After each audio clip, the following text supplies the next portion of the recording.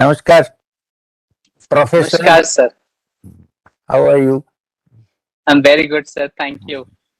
Thank you for taking this online class and welcome to IIT Delhi virtual class. Thank you. And we have in this group students from various backgrounds, various departments, from various years and levels of the education, some master students, some bachelor students, some also PhD Okay. students.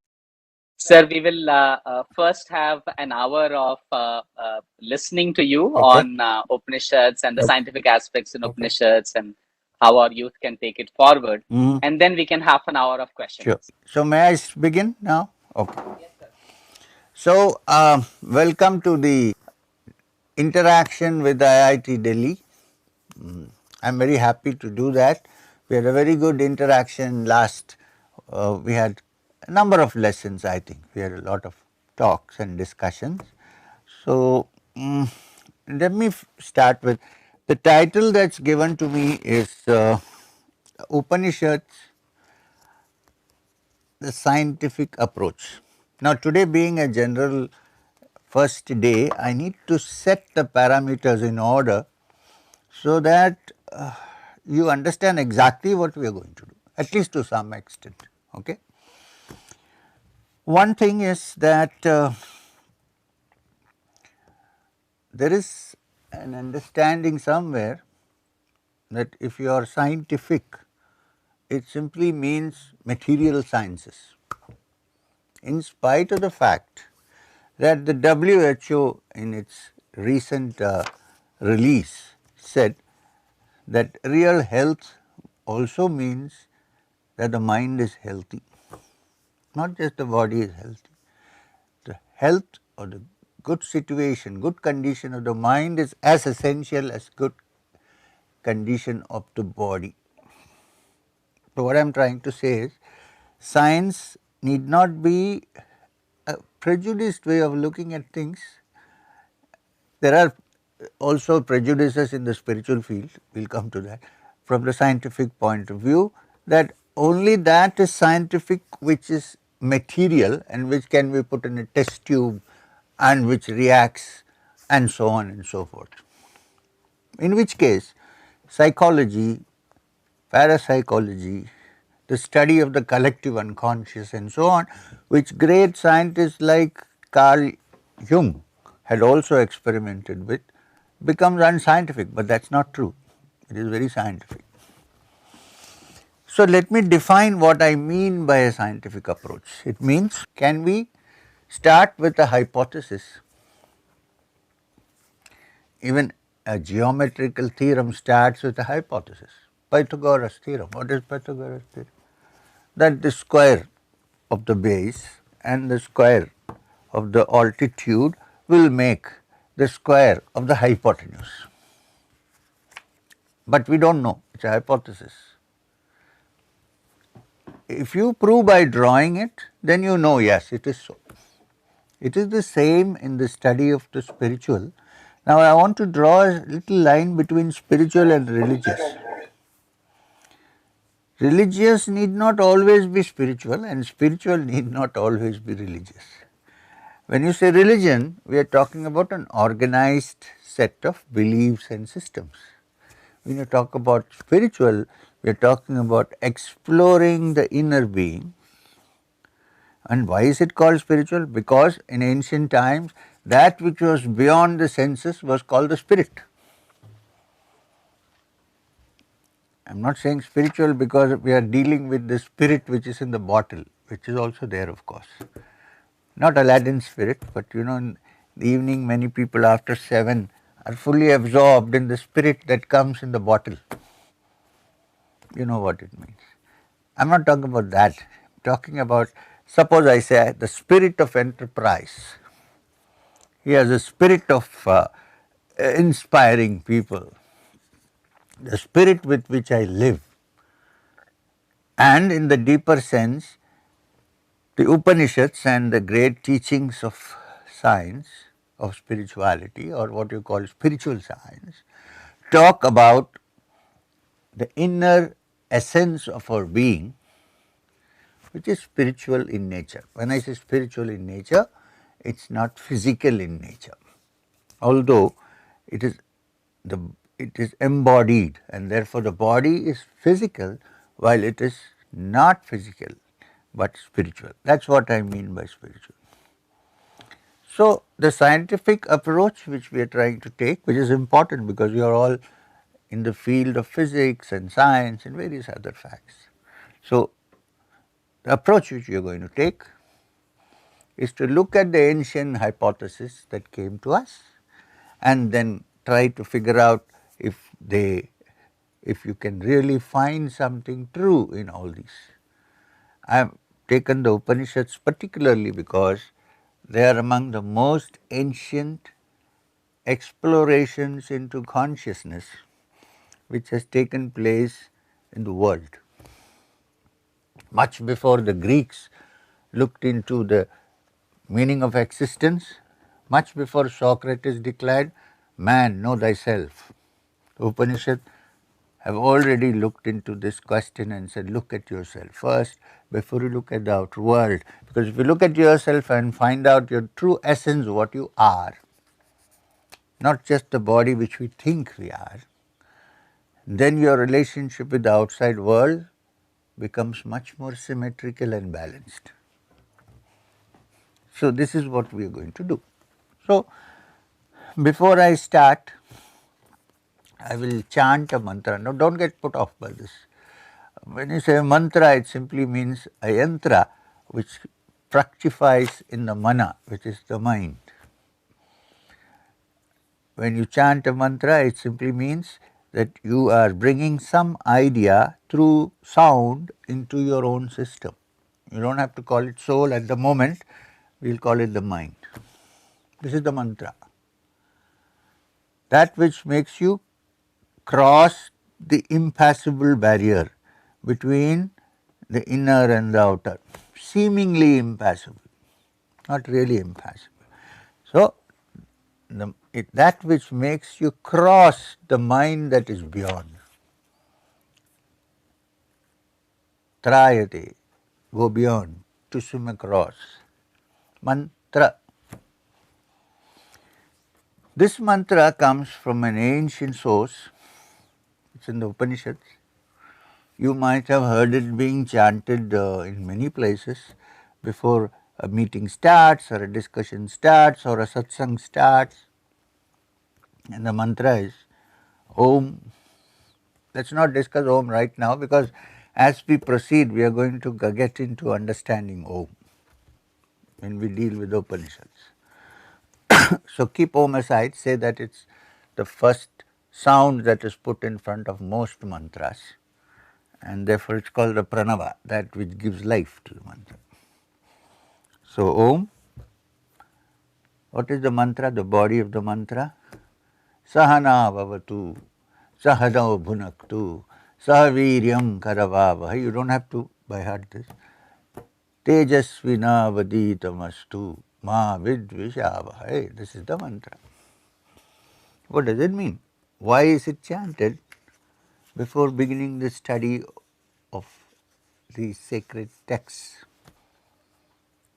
The great texts that have come to us from time immemorial, which deal with that which is the essence of our being.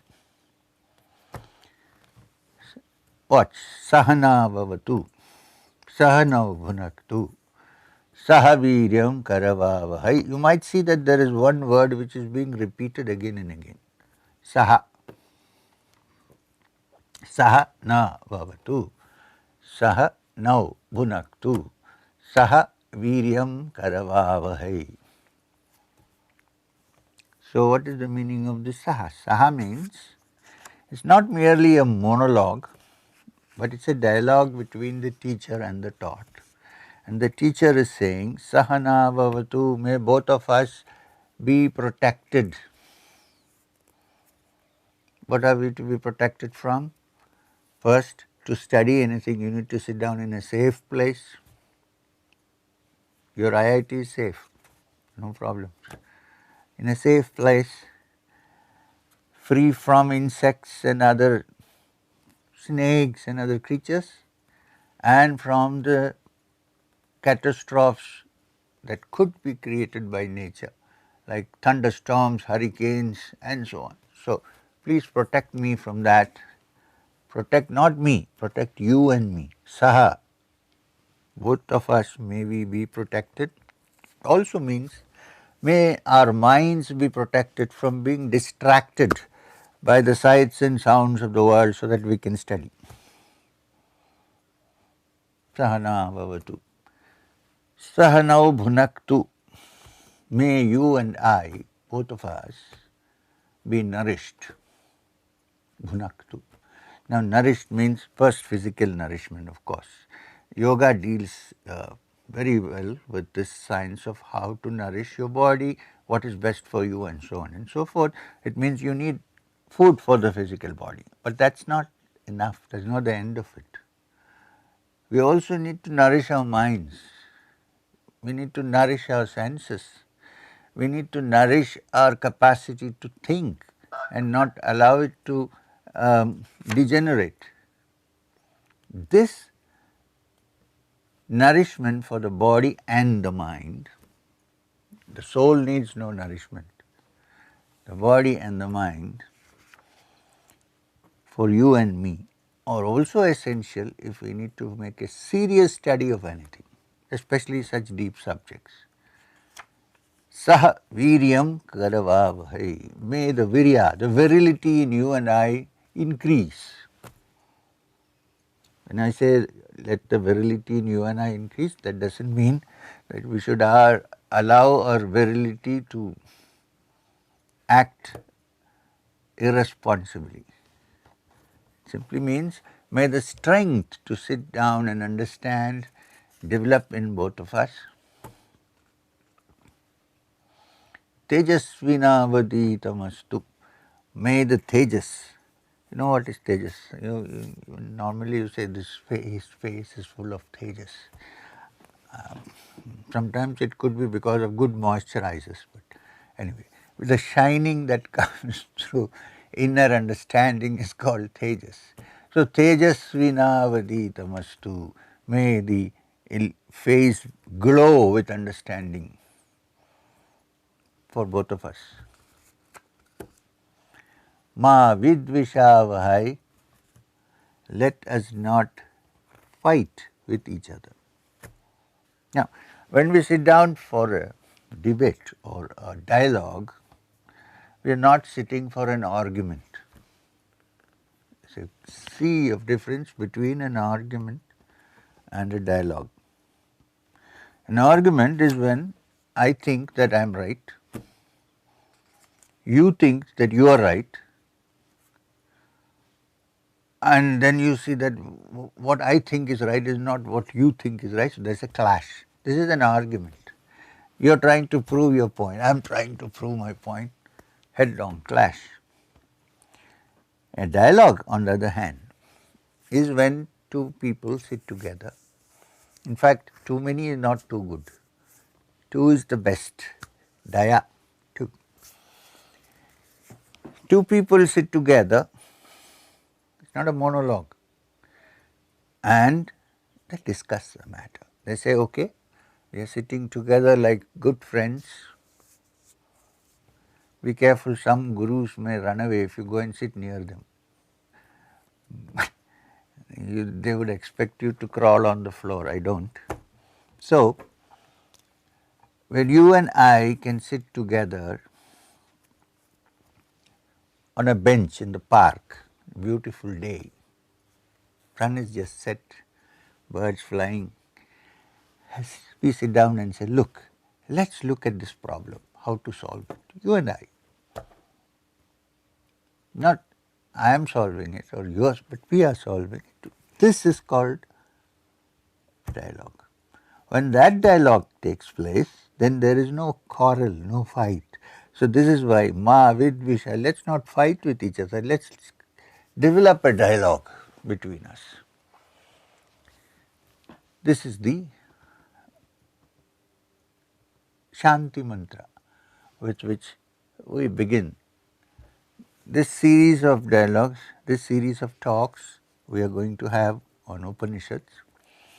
And if you have listened to me till now for the last maybe 10 minutes or 12 minutes, you have got some idea why we think it's a scientific approach. I'm not trying to impose my beliefs on you. But when you hear me, don't impose your beliefs onto this system. Listen. Listening is a great art. You cannot listen if you keep comparing, because half your mind will be on comparing. Half your thought, oh, so and so said that, now this guy said that, now this M is saying this, gone. No more listening. We are comparing. So keep comparison away for a while we listen to what's going on. Because then you need, what we are trying to look at needs complete attention, total energy. And it's good that you are doing it now, because when you are very old and you have no energy left, you cannot look into the system. In the ancient days, the teacher, the student went to the teacher in the hermitage, according to the descriptions, carrying fuel in hand,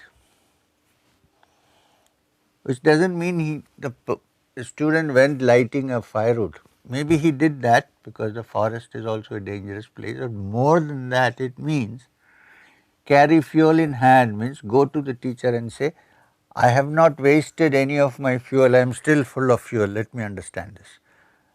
Not a car which has no petrol. So, this is the right time to look into these matters, not after you become old and you can't think properly or stand up even. So, fuel should be full. Why? Because this is something which needs real one-pointed attention to understand. Not what I am saying, I am talking about the Upanishad. Real one-point attention to understand, because we are going deeper and deeper into the essence of our minds, not just the physical world, and which is tricky. So the next step, I am going to now begin with understanding the word called Upanishad. Of course, there are many Upanishads. Before I come into that, since we are on the subject, where does this Upanishad come in the ancient teachings? Which part does it occupy? You know that the Vedas are 4 in number. One time, they were just scattered thoughts discovered by great rishis, experiences of great rishis. Then came a great man called Vyasa, Veda Vyasa, who compiled them together. This whole idea which was afloat, which was here and there, he codified it and classified it and compiled it, and therefore he is called Vyasa, because in Sanskrit the word Vyasa means a compiler. So people say Veda Vyasa, one who compiled the Vedas. Now he compiled this body of truth or truths which were scattered into 4 sections of Rig Veda, Yajur Veda, Sama Veda and Atharvana Veda. Okay. Now these Vedas, any one of these, Rig, Yajur, Sama, Atharva, have important sections, different sections. The first part is called the Samhita. Therefore, the Upanishads are also Vedas. Why? Because they come at the end of the Vedas. The first part is the Samhita. The second part is called the Brahmana, which is the ceremonial part, what ceremonies to be performed, for what purpose, and so on and so forth. We will discuss at some point that also, why the ceremonies are performed. Now also we have many ceremonial welcomes. You can simply shake somebody's hand and say hello, but why the ceremonial welcome? For what? Formalities. So in the same way, the ceremonies, these are called, the ceremonial part is called the Brahmanas, Vedas. Then you have one part which is called the Aranyaka. Now, Aranya in Sanskrit means a forest. So, Aranyakas were that part of the Vedas which were studied in very personal contact between the teacher, the rishi, and the student in the forest universities. Today, we have so many universities. Why is it that universities want a lot of land? Why is it they want a lot of trees? Why do they want that kind of an atmosphere where you feel you are in some kind a civilized forest? Of course, there are buildings also, because that is what brings about the capacity to think clearly. Those days the universities were right there. There were no big buildings. There were small kutis, but they were in beautiful nature, on the lap of nature, near the Himalayas, the snows, or where there are plenty of huge trees standing like Ashwatha trees, people trees, banyan trees. The students sat there and studied, because that's when you really can go deep into your understanding. You cannot do that sitting in. Can we sit and study in Safdarjung market, please? How will we do that? You need to have an atmosphere, and the trees, the forest, the parks, these provide. So therefore, Aranyaka means a forest. So they went into the forest to say, okay, I retire from ordinary life for the time being. I am going to apprentice myself to a master, a teacher, a rishi, and I am going to learn. So this is the Aranyaka part. Now, if you look at the Aranyaka part of the Vedas, many of the Aranyakas are Upanishads, which means from Aranyaka it's a gradual going on to the study of the Upanishads. So, therefore, the Upanishad forms the last part of the Veda, starting with Samhita. Since it is at the end, and since the last part is called the end, Anta, therefore it is called Vedanta. Vedas, Anta, end of the Vedas. There is a hidden meaning there. It also means it is that which, when understood, nothing more remains to be understood. The end of it. One doesn't have to go anywhere more. You have gone to the maximum depth that the mind possibly can, and there is an end to it. There is no more. Plus, it means Vedanta also means the ending of illusions and the opening up of reality. That's why also it's called Veda Anta, end. So this is the Upanishad. This is where the Upanishad occurs. So it's ancient. Much before the Puranas and the Itihasas, the Upanishads already exist. All the great teachers, starting with Shankara, we hear of, there may be more before that we don't know about, have written commentaries on the Upanishads, especially the 11 principal Upanishads. So we will deal with them mostly in the next few days as the course proceeds.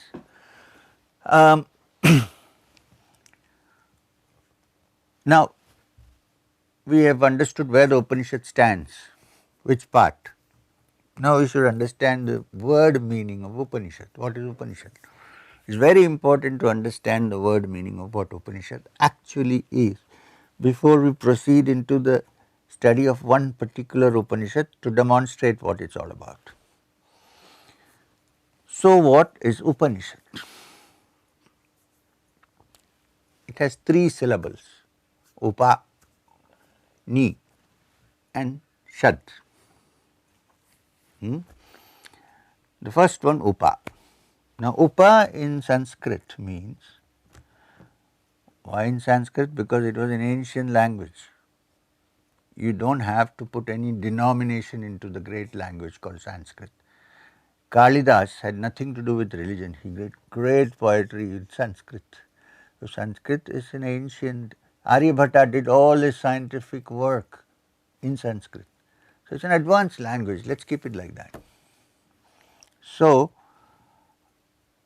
in Sanskrit the word Upa means close, When I say close, not C-L-O-S-E, close, but go nearer, to move closer. You say, don't sit so far, you can't hear me, move closer, that kind of close. Now why close? I feel personally that in those days there was no internet and there were no loudspeakers and microphones. So, and the teacher was discussing something very serious. So the student had to sit close and listen to what is being said, and there was no COVID, Corona was not there. So you can dare to sit close and listen. So the student and the teacher sat close to each other, close, upa, and did upavasa. What is upavasa? So many people think upavasa means fasting. Today I had upavasa. Upavasa means to move closer actually. Vasa means to travel, to move, to go to a place. And upa means nearer, so move closer is what it means. So the word upa means first to sit close to each other and learn physically, which we can't do now, let's wear masks. But it also means that the mind becomes close to each other. You can sit very close to somebody, but if your mind doesn't match, there is no closeness. You want to run away. So, upa also means, when you say close, it means the teacher and the student, the movement of the waves of the mind of both are in the same rhythm, in the same rhythmic pattern. When this happens, if this happens, then even without words things can be understood. It's called your mind and my mind become sympathetic to each other. And therefore what is happening in mind is reflected. I'll give you a simple example. It happens even ordinarily. Suppose there is a crowded class. One person gets into the class, sits in one corner and says, yawns. Just watch, in 10 minutes there will be many people yawning. It's not as if the carbon dioxide from him has gone to others. It's a psychological reaction because the minds are all interlinked, and when something happens in one mind, it reflects in the other.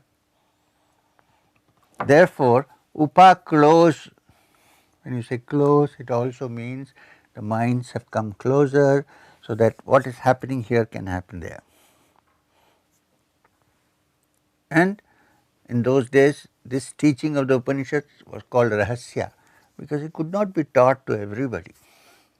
Somebody comes to you and says, I want to learn the Upanishads. So what are you doing? Well, I am a murderer. So why have you come to learn the Upanishads? I thought I could commit better murders by learning. So what I am trying to say is that therefore it was taught to people who they thought were qualified to learn, because through the study of the Upanishads, one is going closer to the powerhouse, the source of all energy, and you can't give it to someone who can misuse it. To give the real knowledge to someone who can misuse it is like keeping a child in a small room full of dynamite, giving a matchbox and a matchstick, not enough, and also saying this is how you light the match. Therefore, some of this knowledge was kept as a rahasya. Of course, there might have been vested interest also, I can't say that, maybe. But I think one of the main reasons was that they wanted to keep it safe. Today, like you keep atomic energy in safe places, nobody wants to get radiation. In the same way, some of this precious knowledge was kept secret, therefore it was a rahasya, it was discussed in secret. And sitting close to each other, and also because the mind become close, they understand each other perfectly, what's going on even without words. Now there is also another meaning to this. If the Upanishads are trying to lead us to the ultimate supreme truth, if, for the time being, then the ordinary mind as it is now cannot understand or become that truth. It can only go as close as possible. That's why it is sometimes dangerous to say I am the truth, because when I am there, there is no truth. The I itself is a problem. When the I goes, there is the truth. So there is, you can go as close as you can. If you go too close to the sun, you get burnt. So you can go as close safely as possible. This is another meaning of the word upa, to be close, which means you can go as close as words can describe, to that which words the Upanishad itself says cannot describe. Now, we will get into this when we do some individual, some particular Upanishad. Now, do you think this is worth looking at, or am I talking mysterious sentences? Anyway, so upa. Now, I want to leave the central ni for the time being and go to the last syllable of Upanishad, shad. Upanishad. Now, shad means, simple meaning of shad is sit down. Right, sit down. I am sure you are all sitting down now. If somebody is standing up, I know you are not interested in the subject, you think you want to get out of here. So, sitting down physically also indicates that you are interested in the topic. You are sitting down, that is one meaning. Actually, it also means that the mind has to sit down. Not enough if the body sits down. I can sit here and my mind can travel here and there happily, then that is not sitting down, because then you cannot listen, your mind is distracted. So, shad means to physically sit down, it also means get your mind to settle down, to sit down, because I might be sitting here and my mind may be wandering. To achieve that purpose, you need to actually settle the mind down. So much of the process of studying the Upanishad is also settling the mind, which is the role that yoga has to play.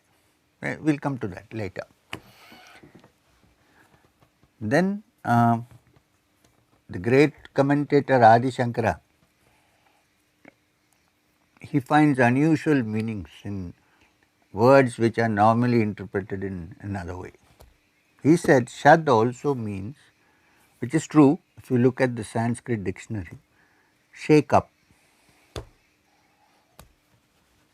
agitate, shake up what? Shankara said it is shaking you up from the sleep of ignorance. Too big a word to say. He said it's shaking you up from the sleep of ignorance. It also means to put things upside down. You know, generally what happens, we have only one way of looking at something. There are multiple ways of looking at something. So, this shad, shaking up, means telling you, look, this is not the only way, there are other ways of looking at things.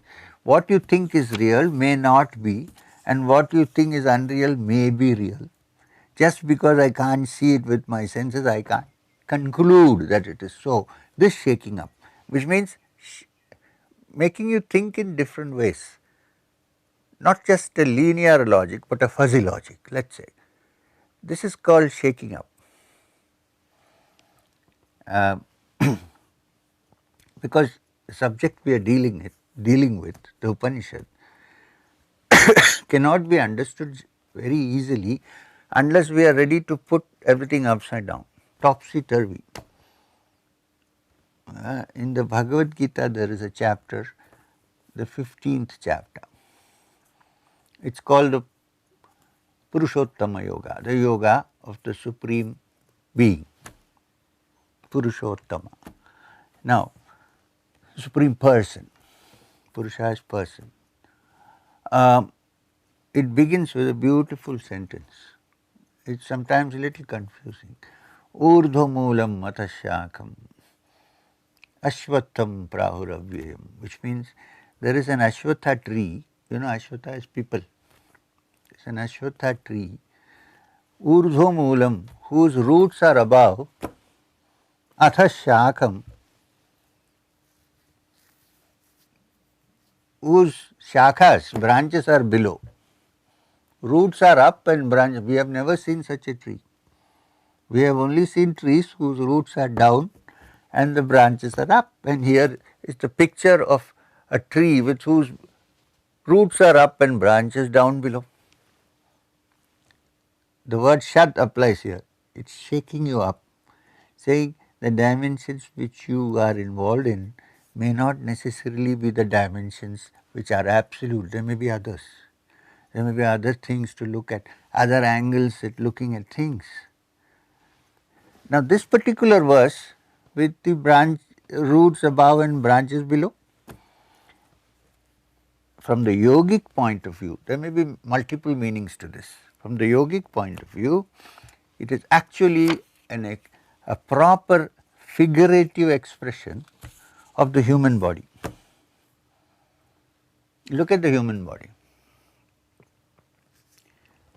What controls the whole system? What is the root from which the entire system is controlled? Where is it? Here. This is the root. And where are the branches? All this. Without this root and without the root functioning, none of these branches can function. So where is the root? Here. Isn't that an upside down way of looking at things? Actually, it is the right way of looking at things. Because this, all the master glands are here, from the pituitary down. And they are those who not only control the body but also control our moods. When I say I am feeling very nice and calm and peaceful, what does it actually mean from the point of view of the hormones? It means there is a little more than normal amount of serotonin moving in our blood. We feel good, the goodness factor. You have dopamine and everything is nice. When the dopamine amount becomes a little extra, more, then you see visions which you cannot understand, then you need to be treated. So, moods are also chemical. And where do they come from? They all come from here. This Sahasrara, as they call in yoga, is the center from which everything operates. This is the meaning of an upside down tree from the yogic point of view. There may be other meanings. So, the shaking up, Shat means, when you study the Upanishads, you begin to see, I hope we begin to see, that there are many more angles by which you look at things, which we have all accepted and said, this is all there is, there is nothing more than this. In fact, as we go into it in the second lesson and so on, I am going to discuss actual forms and how what we think is a particular form may not be. Even using our mind, our logic, one can work on this. Although ultimately we need to go beyond that. So, let us take the simple meaning, to shake us up from ideas which we have so that the mind opens to new ideas. Let us put it that way simply and move forward. Now there is the central word ni, which I didn't describe, we didn't discuss, ni. Ni is actually the word meaning, the root of the word nicha, which means down. Hindi word niche comes from ni. Ni means it is the attitude of the student who receives from the teacher. So, does it mean you have to sit down and the teacher has to sit up? No, no, no. Attitude. What attitude? If I say that I know everything, it is not possible to receive because my vessel is full. It cannot receive.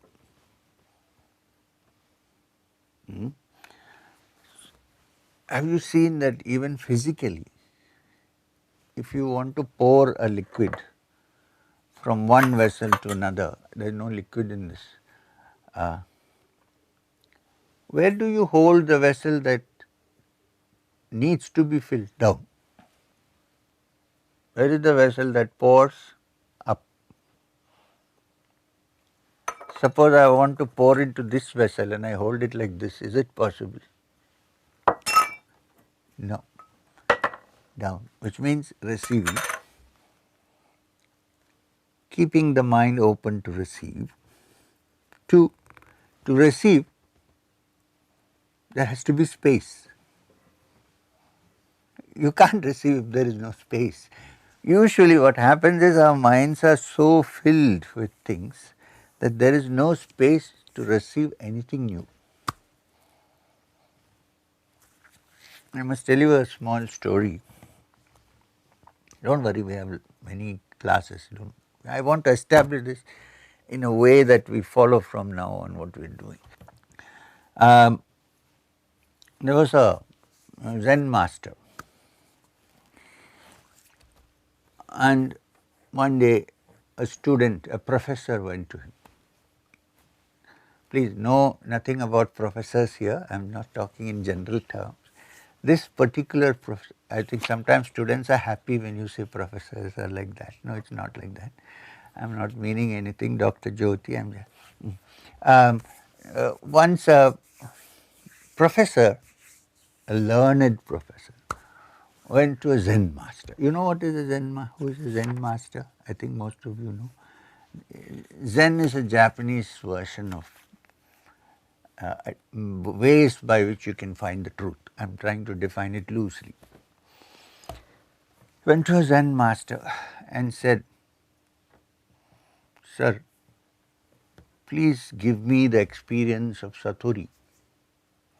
You know, Satori is the word used in Japanese for illumination, for being enlightened.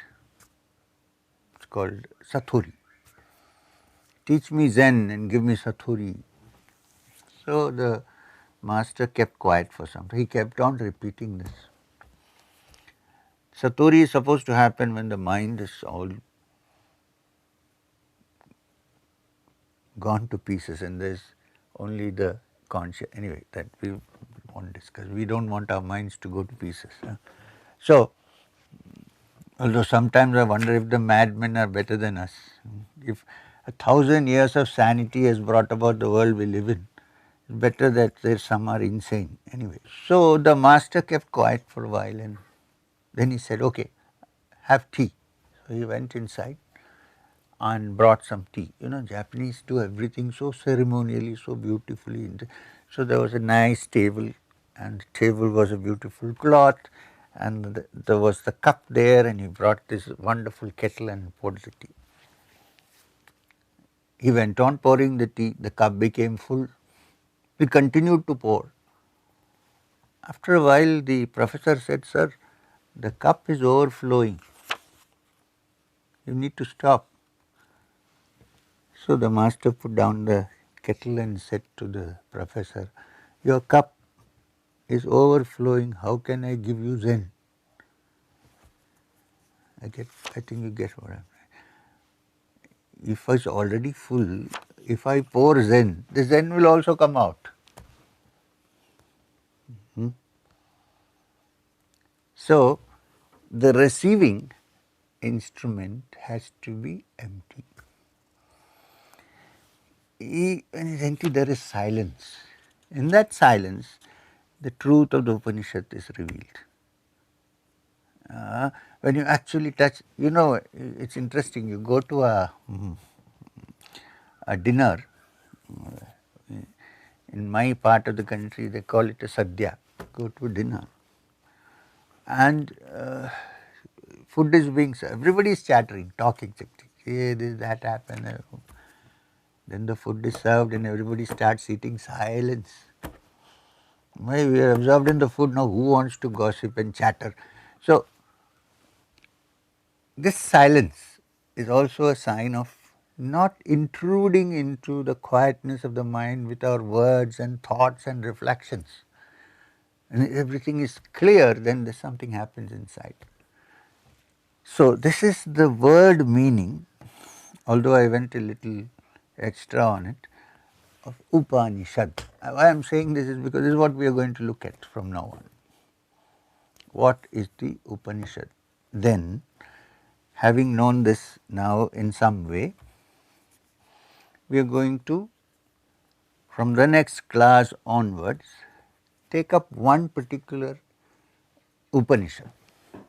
I will try to start with a short one so that we study it properly.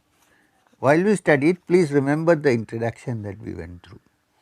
You don't have to fill your mind with it, but understand it. You don't have to come back in the next lesson with the Zen master pouring tea. Just understand it. Because then you will say, this guy is not pouring tea, so what am I going to understand? So this is what we are going to do, and we are going to do it step by step. Okay. The Upanishad which I am going to deal with tomorrow, not tomorrow, in the next class, is a very short Upanishad. We will start with that. We did that also in the last session, but I don't think we completed it. We just went a little bit on it. It's called the Mandukya. It's from Mandukya. Now, actual Sanskrit meaning of the word Manduk is a frog. So you can call it the frog Upanishad. Why the frog? Why would an Upanishad so lofty be called a frog Upanishad? If you want to understand this, if you go to the Chandogya Upanishad, another one, little larger, you will see in the night when the rain comes, the frogs are croaking away. Then the Rishi says to the student, they are singing the Upanishad, the frogs, which means it does not matter from where the knowledge comes from. It could be something as lowly as the frog. The most important thing is the content. Some people have gone to the extent of saying it maybe there was a rishi called Mandukya Rishi who made the Mandukya. Not possible. It's simply to demonstrate that even a frog can teach us wisdom. In fact, a frog is a very symbolic form of a person who has understood wisdom. I'll tell you. A Manduk, since we are on the Mandukya Upanishad, a frog first lives in water as a small, what is it called, I don't know, tadpole. Egg hatches and it's a tadpole, and then it moves in the water. At some point the tail drops off. Then it becomes a frog, and then what does it? Jumps up onto the land. From now on, it can live on the land, it can live on water, both. So, a person who has touched the realities discussed in the Upanishad can live on this earth and also in the water of the spiritual as he likes or she likes. And the tadpole's tail has fallen off, which means it no more has the tail. In ancient times, the student had a shikha to demonstrate that I am still a brahmachari, I am a student. When it is cut off, then you are a sannyasi. Now, when I say sannyasi, it doesn't mean you are wearing a garwa robe. If you want to know the definition of sannyas, you have to read the Gita, the 6th chapter, which is Dhyana Yoga, where Krishna says what actually is the meaning of the word sannyas. Not who doesn't do any work or changes his robes or shaves his head, but one who distinguishes between the real and the unreal. So the frog now has become amphibious, which means it can live in the water, it can live in the land. A person who touches the truth of this Upanishad while living in this world knows that he can also live in another realm.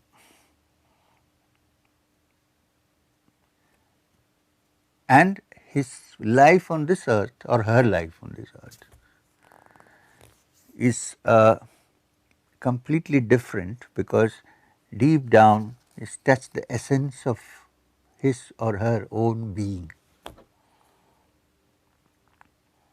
So just because it's called a frog Upanishad, don't think it's silly, it's very deep, the Mandukya.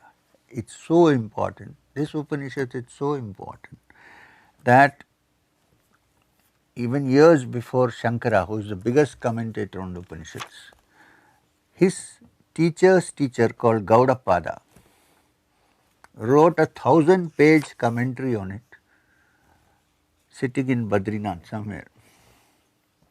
And then Shankara wrote another 1,000 pages of commentary on the Karika of Gaudapada.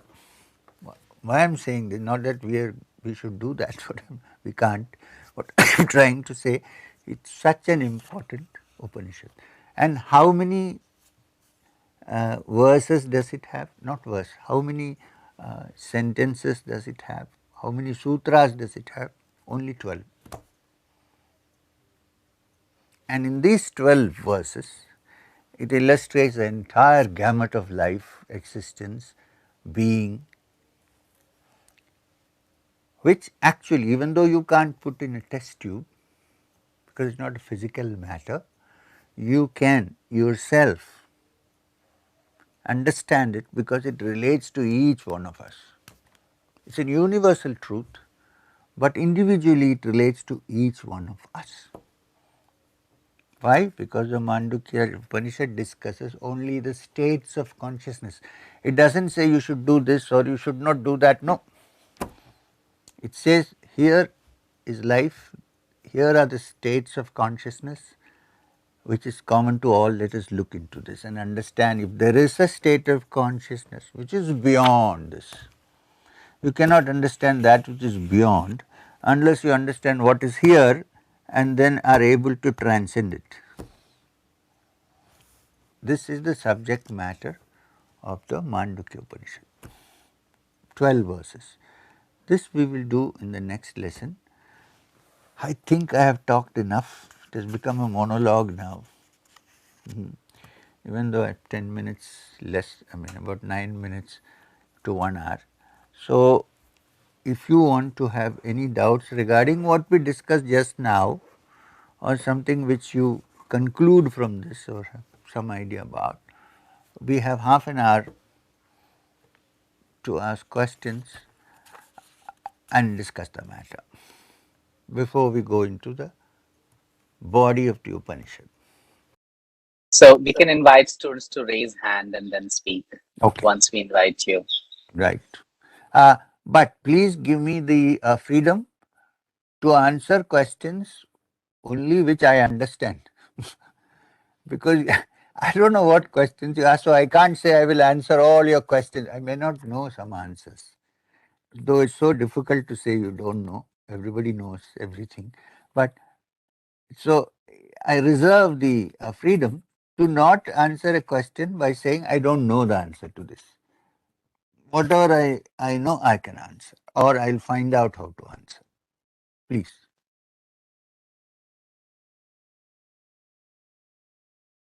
I see Dheeraj's hand going first, so maybe I can Dheeraj? invite Dheeraj.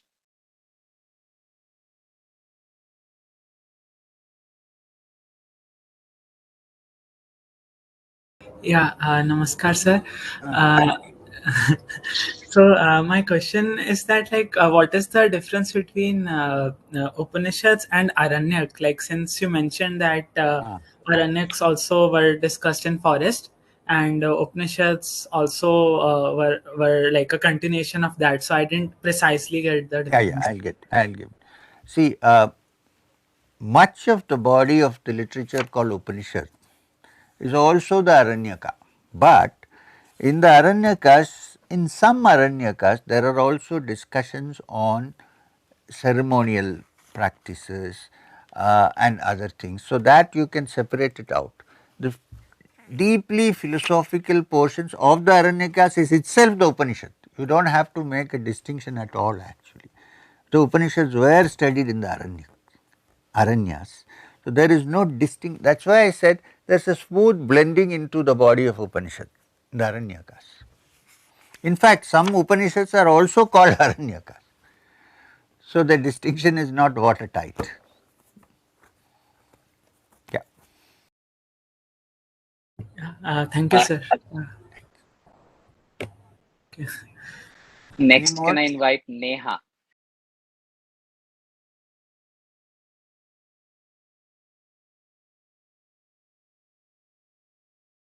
So, my question is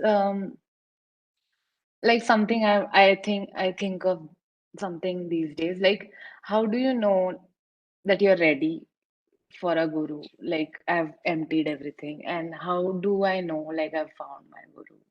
Like, this is something I've been wondering these days, and since you're here, I thought I'll grab the opportunity. Okay. Let me tell you, Neha, there is no need of finding a guru right now, okay? Because it's better not to have a guru than to end up in wrong hands, right? So take your time. You have gurus who teach you physics and so on. They are also gurus in a way. So if you treat someone who's teaching you the Upanishads or yoga, or like the professors in college who are teaching you subjects and not asking you to become totally beholden to them, then that's a good choice. You know what I mean? If somebody says, I can tell you, I'll teach you only if you surrender totally to me, I think as a young person you should run away from this, because that's not a good idea. The idea is take, first learn from texts, learn from talks, and then when you think about it carefully, don't jump into choosing a teacher because either the teacher is smart or that something like that. So be careful. A good teacher may be like a frog, but he may be a good teacher. You know what I mean? So there is no hurry to do this, but the very fact that you are thinking about this is a good idea. It's a good fact. That means you are reflecting that all I know is not enough. There is something there and I need to look at it. Good thought. Stay with that and allow it to mature. When it matures, the brain will take you to the right place. Don't be in a hurry on this. You are better off without a wrong instruction than landing into something which gives you all wrong ideas about life. And if you ask me, you don't have to run away into the cave or the forest. I did for a specific purpose to understand this matter. You can do it even at home, even in your, when you're doing other things in life. Set apart a time for that where you do only reflections, reading on the spiritual topics. That's the better way to go. Anyway, now we are going to have a series of scientific approach to the Upanishads. So let's go through that. At the end of it, then think about it. What do you say? Okay. Yeah. Thank you, sir. Thank Next, can I invite Anjali?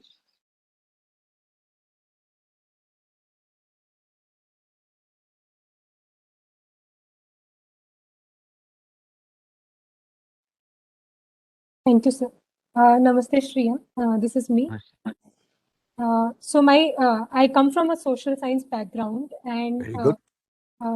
my question is regarding that. So you said that the meaning of in Upanishad is sitting near. So there has been a lot of debate in social sciences about the exclusion of studying Vedas and Upanishads. So if you could shed light on how we perceive the meaning of our ancient text, and how should we carry the philosophy into social sciences now, if I had to think of the application and how it is manifested in our society. Right.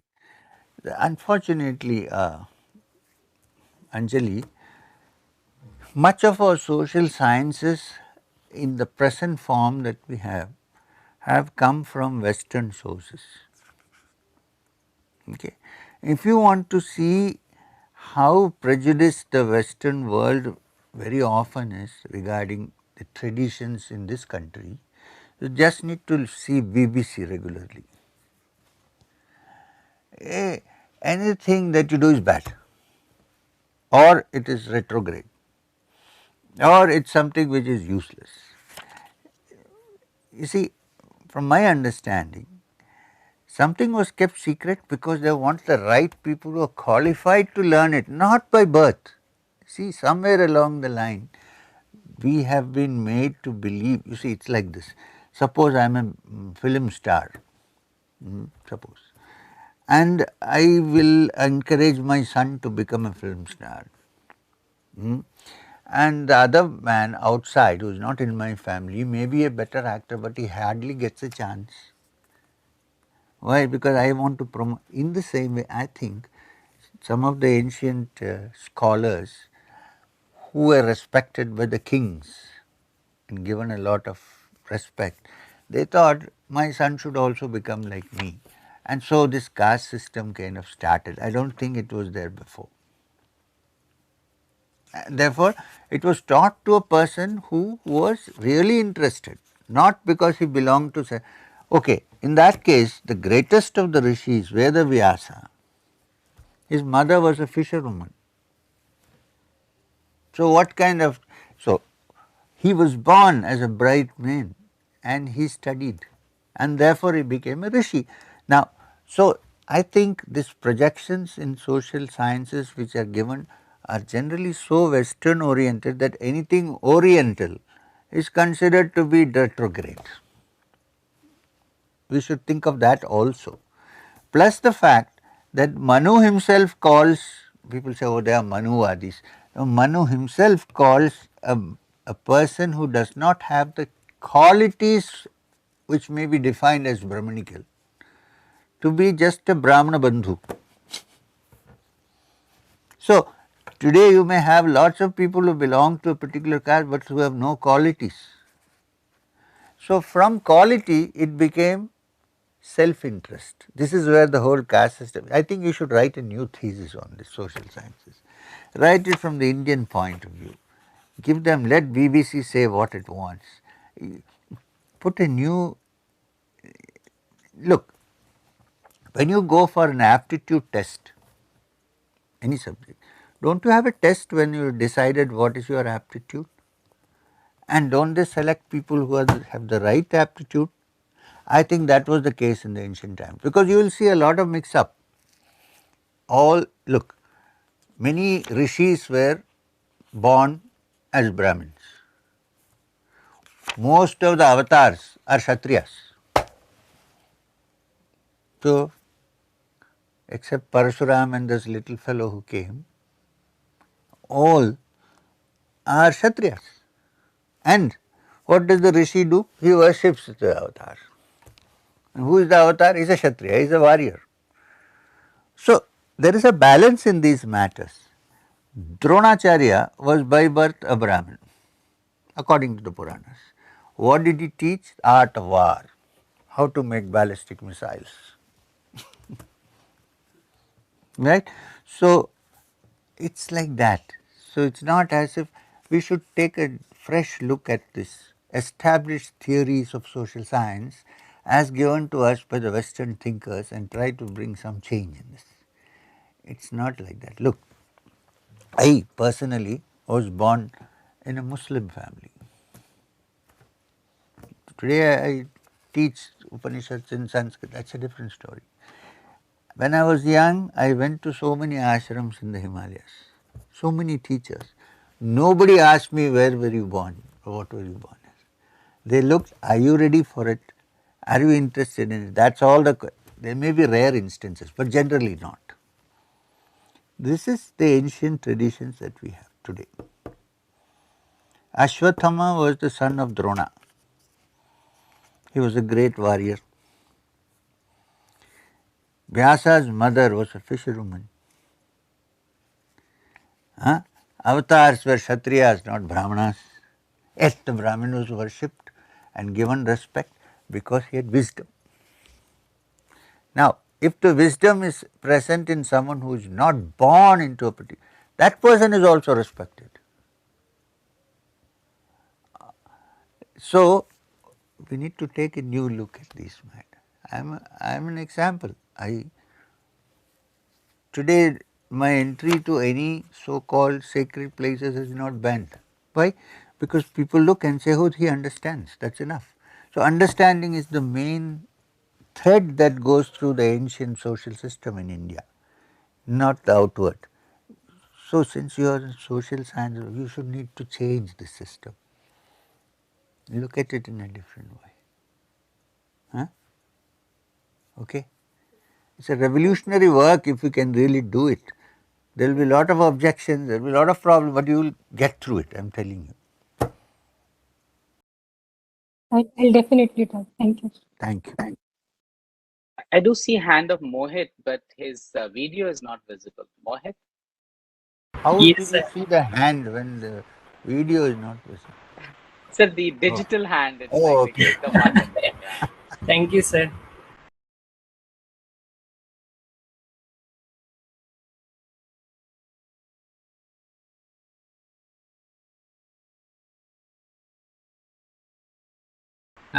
Sir, my question is just more personal to your experience in life.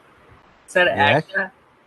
if I am not wrong, at the age of 9, you Mm-hmm. just leave your regular works and just go. Now the vessel is not empty, it's already full of my biography. Anyway, proceed. I'm joking. Okay. Mm. You just leave your regular works and just goes and to Himalayas even, and there you we can say you increase your adhyatm. Uh, sir, what was the we can say the state of your mind or the belief we can say that you just leave, you just separate yourself from this world. Okay. 1 minute. Let me clarify, Mohit. I didn't go at the age of 9. I couldn't have gone to the Himalayas. I went at the age of 19. Okay, one. Point one clarification. Second clarification, I went, but you see me here, so I came back. I'm just, since you asked me, I'm clarifying certain things. I went at the age of 19. After 3.5 years, I was back onto the same place from where I left. But there was a period of preparation, which I had to do. So I went. My state of mind, you asked, what was the state of mind which moved me to run away? Not at 9, at 19. Teens are the time when the mind is made. There are so many influences coming from all sides. Having reflected on that, I said, before I complete my teens and become T, which means 19, 20, before I become a T, I said, let me look at life as for the few years in the past I have looked at it in a different way, and if I stay here in this circumstance, I may not be able to conduct my research into my mind. And also I was very fond of freedom. Actually all of us are fond of freedom. Even a small child, if you keep it in a room, close all the doors and windows, give all the toys, how long will the child stay there? It will want to break the window or jump out and run away. It's there inherent in us. And I was also filled with that, that desire to be free, which may be called a desire to liberate myself, physically from the cage in which I thought I was. Well, it was a nice cage. It was gilded, golden, but it was still a cage. A cage can be wood or metal or iron or gold, it's still a cage. I felt there is no space for my wings to unfold. So, in this state, I was waiting to break the cage and get out. So, I ran away. Many young people in their teens get this desire to rebel, because it's actually the wanting to be free that is coming out as a rebellion. Since parents don't understand it, there is always a clash.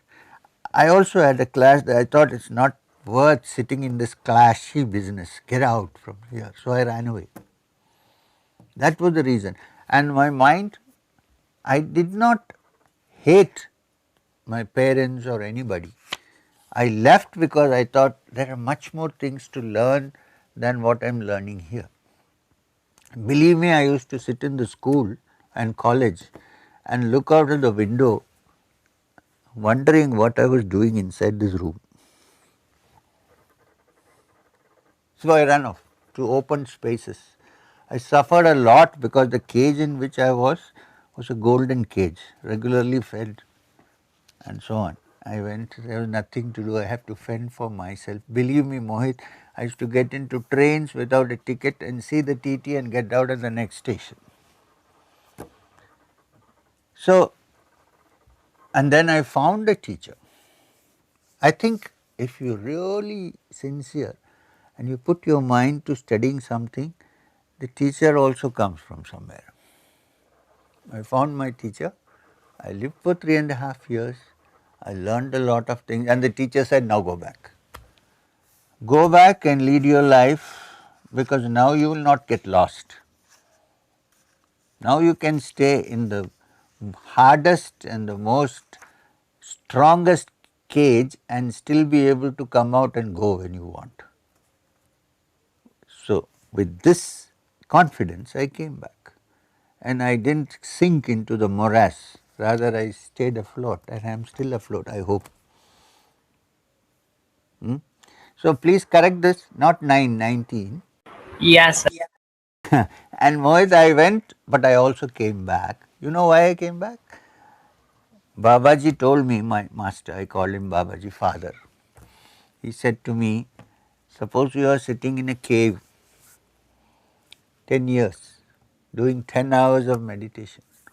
At the end of 10 years, you say, I am free of all vices now. I don't get angry, I am not jealous, I am free. He asked me a very simple question. Who will you get angry with in a cave? What will you be jealous of? The walls of the cave? There is nothing there. You can find out where your mind situation is, how your mind situation is, only when you walk out of the cave and come in contact with the public. When I come out of the cave, get into a crowded bus, somebody kicks me on my leg, then I know where I stand. Or I see somebody with better hair, I say, oh my God, look at my hair. See that? So, you can understand yourself only in contact with the world. So, therefore, he sent me back. But I must say that that period of 3 years which I spent very important for me. It was a period of growth. It was like the caterpillar that builds the cocoon and sits in the darkness for some time, and then the cocoon breaks and he comes. What has the caterpillar become? A butterfly.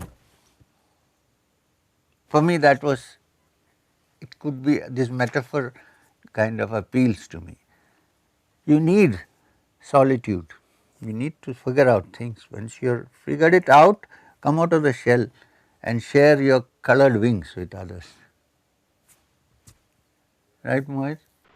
Sir, we are also at the same age and at the same How level, old are you? and How old are you? 19.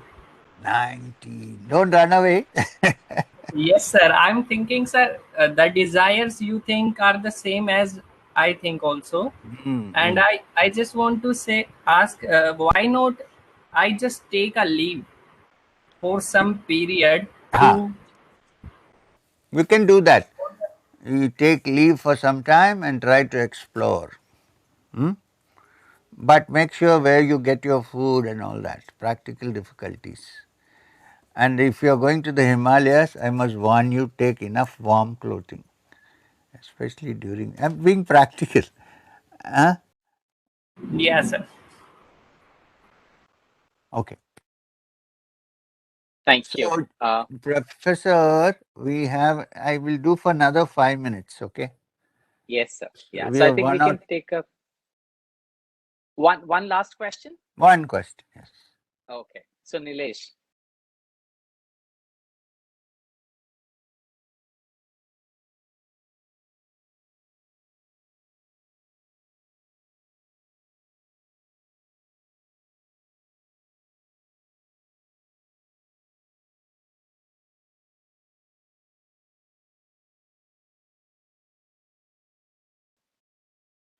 Good evening, sir.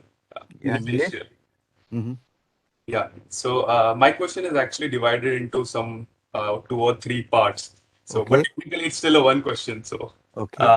so first I would like to understand how the and why there was a natural progression from the Vedas to Upanishads. So, Hmm. what makes it different from the Vedas, and why was it even necessary to actually go from the Vedas to Upanishads?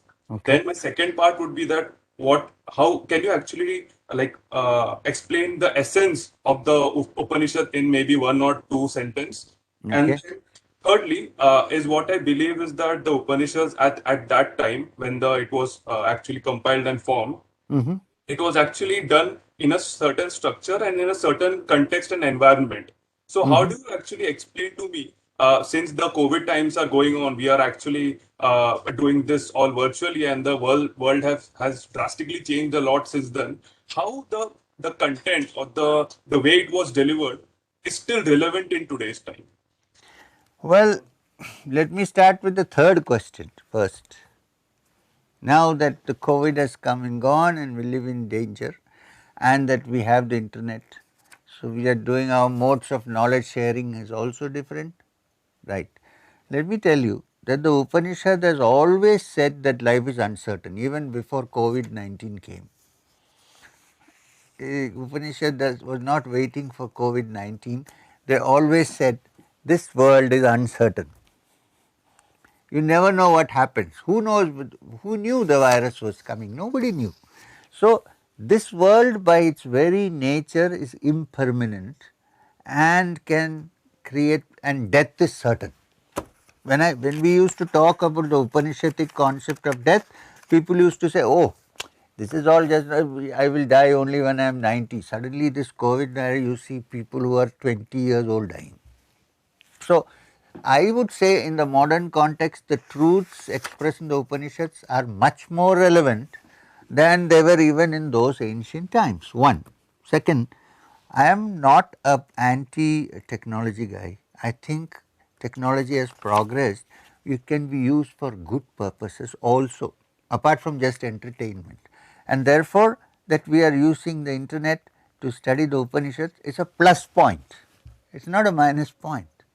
So, it is very relevant even today. Why? Because the Upanishad talks about human beings, and human beings have been the same now and then. Why? Look at the minds of the human being. Then also we were selfish, then also we had fears, then also there were wars. Go to the Ramayana, battle. Then also there were good and bad people. Then also there were rishis who were telling them, look, this world is impermanent, try to find out what is the reality. So the Upanishad, even though it originated many hundreds of years ago, it is relevant even today because human beings are human beings and Upanishad deals with human beings, with the human mind. So I think it's relevant. I think I have touched on 2 points already. About how the Upanishads came from the Vedas and why they were differentiated. It's a long story. I'll try to make it short for you. The Vedas have 4 important sentences in all the Vedas, which are called the Mahavakyas, the great utterances. The Mahavakyas, one is I am Atma Brahma, which means my Atman is the Supreme Brahman. One Mahavakya. The other is Tat Tvamasi, you are that. And the third is Prajnanam Brahma. Brahman is self-effulgent, knowledge that is self-effulgent. Aham Brahmasmi, I am the Brahman. These are the 4 Mahavakyas. The entire literature of the Upanishads was created to explain these cryptic sentences. So, that part of the Vedas which explain the Mahavakyas are the Upanishads. And since they come at the end of the Samhita portions, they are called Veda Anta, end of the Vedas. I think I have kind of touched upon all your 3 points. I'm glad you asked this question. It is very important to understand, yes, before we proceed further. Thank you. What's your name once more? Nilesh, Nilesh. Thank you, Nilesh. thank you. So, Professor, I think we should wind up now. Thank you so much, sir. And I also seek your permission, because now you are a professor at IIT Delhi, that students can call you Professor M. But that is only a passing phase, I think. Anyway, thank you, sir. Thank you sir. very much. Thank you so much, sir. Thank you.